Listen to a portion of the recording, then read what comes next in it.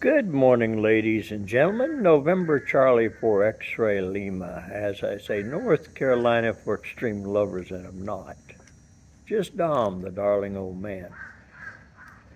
This video is going to try to answer some questions and if I'm going to upset people, let me start off at the beginning so that you don't have to waste your time, and I don't want you to waste your time. I want you to listen. But if you're going to be offended, know that I'm going to talk about one thing, FAQ, frequently asked questions.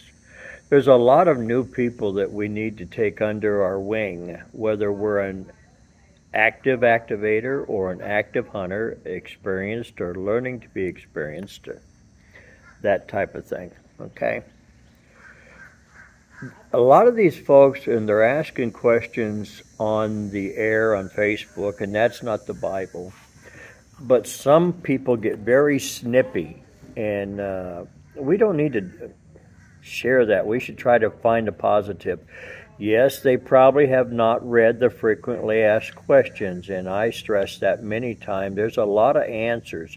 So I'm going to answer some questions that show up all the time, and I'm hoping that one of two things. If you find the video effective, share it with your club, share it with a friend of yours who's thinking POTA. I'm not looking for likes, I'm not looking for subscribers, don't get me wrong, that's not what I mean by sharing it, but tell them about it, maybe give them my call and let them come and look and listen to this one, or download it and send it to them. But really, they're new people like you and I were at one time, and they deserve the respect to get some answer that makes sense. Now, let's go ahead and rub some feathers, okay?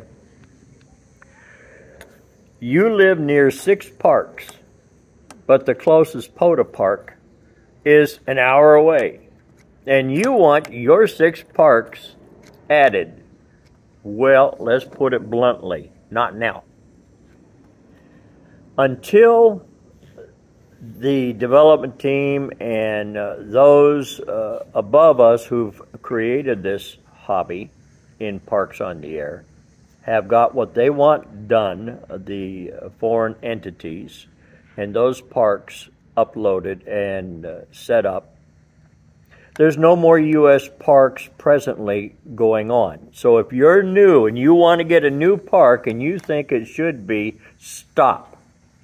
Go to the frequently asked questions. Here we go. Now I'm going to tell you it's there, but the thing is, you have a mapping coordinator. Here in North Carolina, we have KN4XL Papa. That's Mike. He happens to be a personal friend of mine from 20 plus years, so it's very fortunate. And I can't get past him, but that's not it. The parks have to meet a criteria, not what you think as a new hunter or a new activator. That's not the guideline. The guidelines are set above us. So if you have a suggestion, follow the protocol, send it to your mapping coordinator for your state, and then let it go. Complaining about it does not make it happen. When the time comes for additional stateside parks to be added, I can only believe that they will notify folks in those states that there will be some additional parks in that state. Until then, drop it. It's not going to change by you making a bunch of noise and fussing on Facebook about why. There's things that are set in motion that we have to abide by, period. Not your desires, but those above us. So now that I've ruffled some feathers, let's see if I can ruffle some more. And it's not trying to do that, but new people have a lot of questions and don't understand why. And we want you to understand why. If you don't read the frequently asked questions, it doesn't make sense.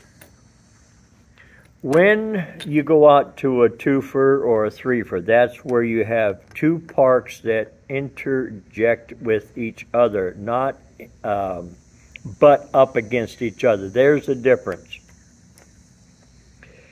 If this park is inside this park, then it's a twofer. And the trailhead where you're at, where you're located, not that it's in the same state or same park. I have parks that the trailhead is not where I can activate with the shelter. I have to go activate in another area of the same park because the trailhead is there. It's not in the sheltered area. So be very careful, knowledgeable. A lot of times if you go to your ranger staff, they will guide you.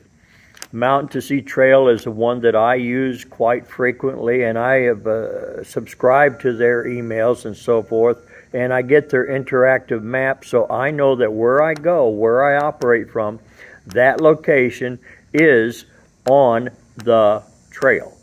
Okay, that way it's not, well, it's supposedly here, I don't know. Check it out. Other people will. So do your research if you're going to run a twofer or a threefer. Now, if you're running a twofer or a threefer, you have two parks, you're going to have to submit 2 logs. Not one with both parks. You have to submit 2 separate logs. A lot of questions you'll see from young folks that you have a person that's in 2 or 3 parks and they don't know how to log it. The simplest method is hit enter and re-enter their call sign and put in the second park. I'm not familiar with Hammer, so I'm not going to direct you how to do that. Okay? I paper log, so when I'm logging at the house on N3FJP, that's a program that I choose, and I put you in for a twofer, I make the first entry. Then I go up to the top where it says recall, click on it, and then go to the park number, since all my information is correct, and change the park number and hit enter. Same thing if you got 3. Okay? So you have an opportunity to understand, make sure you know where you're at. The pins are a representative location only, not the only place to activate from. That park might be 7 miles square, and you have different places within the park. The pin is just a reference point. Get your map, stateside map, go to the park ranger. Generally they'll have a park map, and it'll show you the boundary lines that you need to stay in.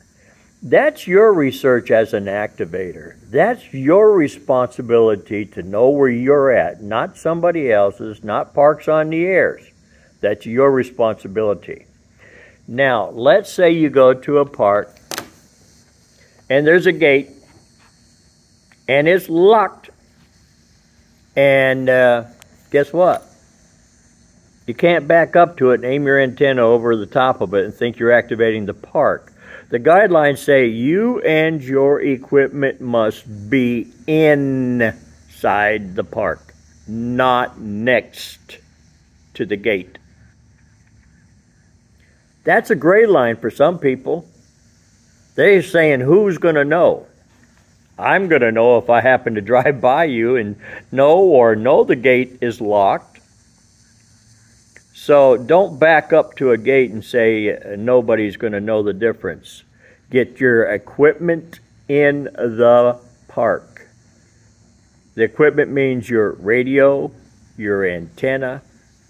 It doesn't mean that you stick the antenna in the park and you're sitting in the car outside the park on the other side of the gate. That's really pushing the gray line. Not a smart thing to do, but I'm not the cop. I'm just giving you some insight to think about when you're out there, because people will drive up, hey, I'd like to meet you, and they're not going to tell you they're coming. They show up. I always have an extra cup of coffee. I got some instant stuff too, but I'm sure they won't like that. So remember that when you're operating, you operate inside the park, not outside a locked gate. Very simple. If you're going to operate remote and you live 5 miles from a park,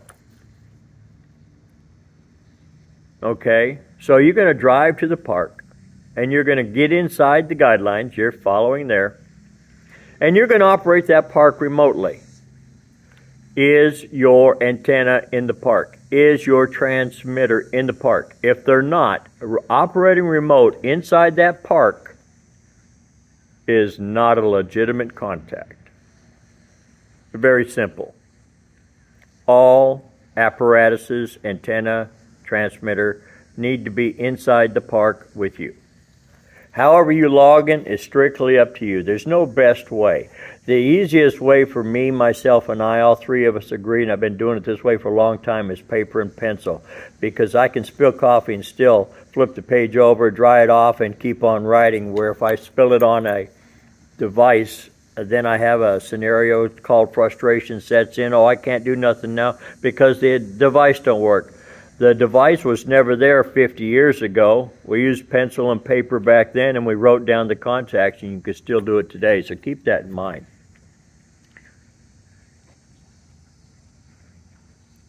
If you're going to a park and you know that you're not going to have cell service there, you know it, you got a couple different options. One, you can pre-schedule your spotting.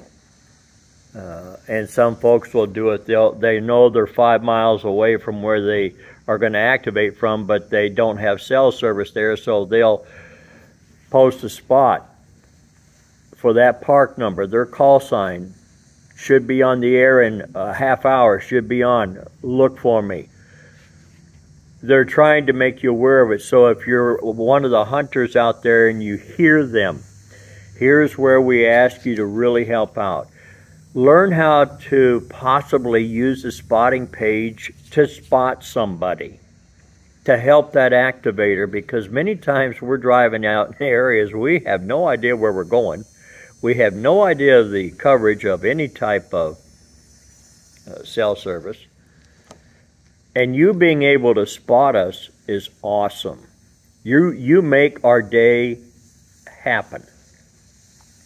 Generally speaking, once a station is spotted, the activity will continue.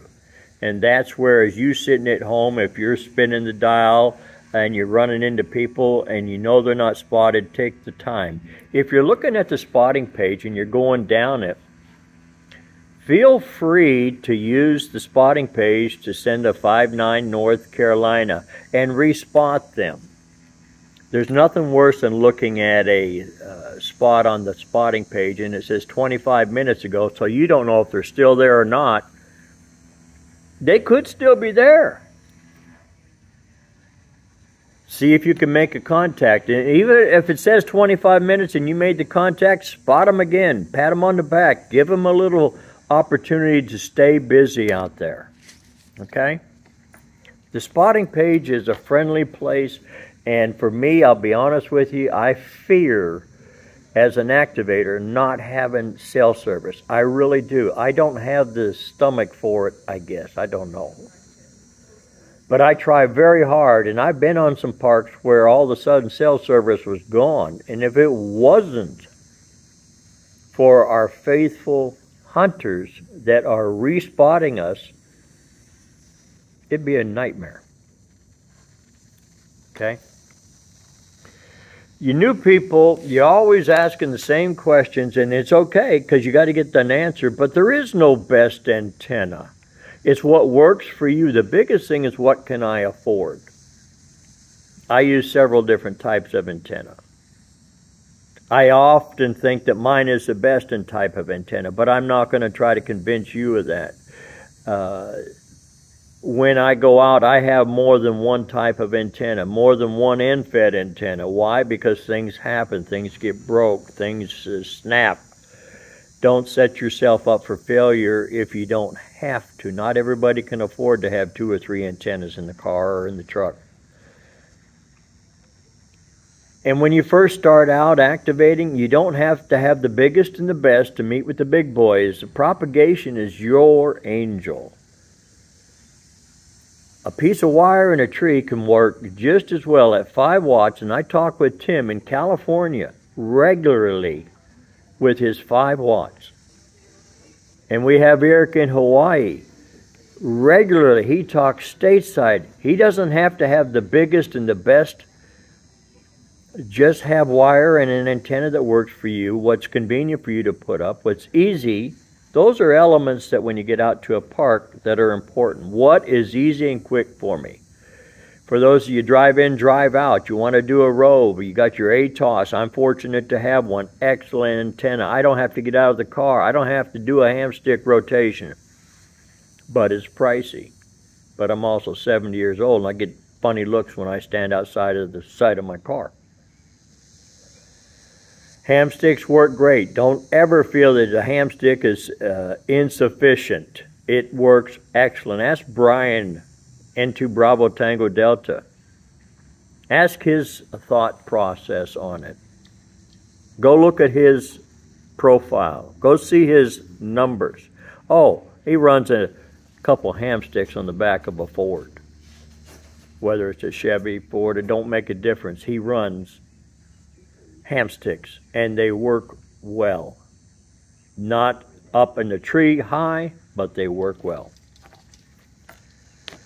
Batteries. Give you an idea, I run a 15 amp Biono battery. I run 80 watts. I got 3.5 hours at the most with my pile-ups. If I run it at 50 watts, I probably get 5 hours out of the battery. Again, the stipulation is the different type of activity is going to dictate how much a length of time on the battery you're going to get. It's not going to be the same for everybody. If you're running digital, it's going to be a little hotter. You're going to go through the battery. Remember the antenna you're using for digital. Is it wattage-wise capable of handling what you presently have your radio set? I burn up a Torrid on CW running 80 watts. On a 50 watt rated Torrid antenna. I didn't realize it. So you learn by it. The batteries are variable prices. You get name brand, make sure you get an OEM charger that goes with it. Other people will tell you different things. Some people use solar. Those are a lot of questions I don't have experience with, so I can't really help you. Remember, again, each contact that you make is a separate contact in a log. Whether you're paper logging or logging on a device, it's a separate contact. Each park is a separate log that you send up. If you're at a 3-per, you have to send up 3 logs. And if I worked you in all 3 parks, I'm going to have 3 entries for you, 1 in each park. Now, you hunters, again, you hunters, be patient. When an activator's out on a vacation, on a 5-day rove, 15-day rove, whatever, don't be hounding them. Hey, when are you going to send your log in? You know, if the Lord comes tomorrow, it won't make a daggone bit of difference about that log going anyways. So, based on that, let the activators get to the logs. I can't say every activator gets their logs up efficiently because that's not for me to say, or even gets all their logs up, because I've heard of some that don't, and I don't know why those people would activate. A thought process on that, if you're using Slack to look and see if a certain person uploaded the logs because something doesn't make sense, if they're out working park to parks only, and they're not spotting themselves. They're only working other parks, but they're not spotting themselves. Well, they're not going to be so noted on the spotting page or the Slack page. So you have to be dependent and make sure you got a good contact. That's my question and answer type thing, but propagation, none of us, and what I do here on the East Coast is not going to be relevant much to the West Coast because of gray line, time of day. On the East Coast, we're so heavily populated, oh, it's a blessing to have, of amateur radio operators, where in the Midwest you don't have it. And it goes back to, well, we should have more parks. They can only do so much at a time. And if anybody wants to volunteer, let me put it out this way. If anybody wants to volunteer to work with Jason and his crew send a message through the help desk that you're interested in volunteering, the field or the area you wish to participate in, and see if they have an opportunity for you to join the ranks. Everything that we do is based on fun. It really is. It's not a contest, folks. It's not a race to see who can get done or the most contacts in 2 minutes. It's to go out and, well, for me, not you, practice setting up my emergency communication. Throwing a piece of wire in a tree. I cheat. I use a fishing pole, okay? And using battery power. I cheat. I use a 15 amp instead of a 3 amp. I cheat. I don't go QRP because I don't have the stomach for it, but many people do. So I run 80 watts. And there's some folks that will run 500 watts from an automobile or an RV. That's their fun. Let's not look down upon each other for the different ways that we operate or the different modes we operate. I'm not an FT8 person. That's not my cup of tea, but I'm not going to slight somebody for it. Let them enjoy their part of amateur radio, as long as we do it all together and have fun. Remember, looking out, we see a lot of people, but if we'll, like this video, you look at me and you wonder, is he a ham operator? I don't know. And then you find out I am, and you want to ask questions. What kind of impression can I leave giving information about amateur radio? Not necessarily Parks on the Air. Whether it's 2 meter, 440, satellite. Like I say, there's such a wide variety. But we each are the ambassadors for ham radio. We can get people to join, want to be interested. We can get people to have fun, or we can chase them away. As I said in one other video, I'll say it again. I remember a time back in Washington, D.C. in the 70s when I was with a group of people, and I thought I was hotshot, young stud muffin. I could talk around the world out of my car on 11 meters, and I had me a bootleg call and a legal license, and I really thought I was good. And some gentleman asked me, you know, if I would like to see what ham radio's about. And it was one of the best days of my life, because he took it upon himself to reach out to me and say, hey, there's more than 11 meters. And he wasn't degrading it, but he'd seen that I had an interest. So he guided me. And each one of you on the other side of this video right now have the same potential to guide the next amateur radio, whether it be a young person or older person or an elder that wants something to do besides sit and grow old. 73's November Charlie 4XL Lima. Sorry for the long post. I apologize in advance if I've upset anybody. It's not here for that. I am not a professional person. I'm not paid to run my mouth. This is just something I really believe in, and Parks on the Air has helped me to believe it stronger. NC4XL, North Carolina, for extreme lovers, the darling old man. Oh, I'm not, just Dom. 73's.